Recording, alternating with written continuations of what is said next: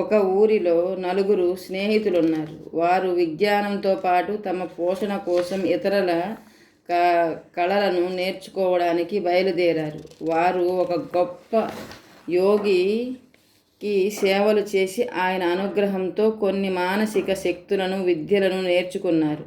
నలుగురితో ఒకడికి విరిగిన ఎముకలను జత చేసి శక్తి ఇబ్బంది, రెండోవాడు తగిలిన గాయాలను మాన్పించే శక్తిని నేర్చుకున్నాడు. మూడోవాడు రక్తనాళాలలోని రక్త ప్రవహించే జేగల నేర్పును పొందాడు.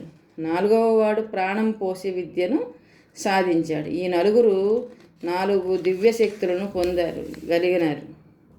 ఆ తర్వాత గురువు గారి వద్ద సెలవు తీసుకొని వారి ఇంటి ముఖం పట్టారు.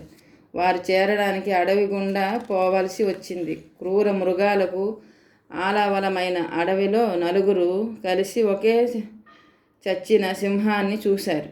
తమ శక్తులను ఉపయోగించారు. ఈ సింహాన్ని బ్రతికించేయాలని కోరికతో వారందరూ దానికి ఒక్కొక్క విద్యను ధారపోసి జీవం చేయాలనుకున్నారు. ఇది క్రూర జంతువు, దీన్ని బతికించితే అది మనలను చంపుతుంది అని ఒకడు చెప్పాడు. అందుకు ఇంకొకడు, మనము దీన్ని బతికించడం కాబట్టి మనలను ఏమి చెయ్యదు అని పని ప్రారంభించారు. ఈ సింహాన్ని బ్రతికించితే ఇది మనలను చంపుతుంది అన్నాడు.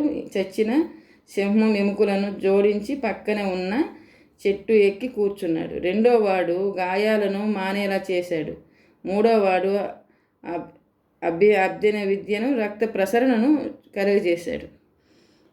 ఇప్పుడు నాలుగోవాడు వంతు వచ్చింది. వాడు తన విద్యను ఉపయోగించి సింహానికి ప్రాణం పోశాడు. ఫలితంగా మళ్ళీ ప్రాణం వచ్చిన సింహం ఆ ముగ్గురిపై విరుచుకుపడి వీరిని ఆహారంగా భుజించింది. చెట్టు పైకి ఎక్కిన వాడు జరిగిన సంఘటన చూస్తూ ఉండిపోయాడు. ఈ కథలో నీతి ఏంటి? తెలివి లేని బలం విద్య అనర్థాలకు దారి తీస్తుంది అని. సింహానికి ఉండే లక్షణం, తన ఎదురుగా ఎవరుంటే తను చంపితేంట. మరి సింహానికి ప్రాణం పోస్తే ఏమవుతుంది? ప్రాణాలు తీస్తుంది.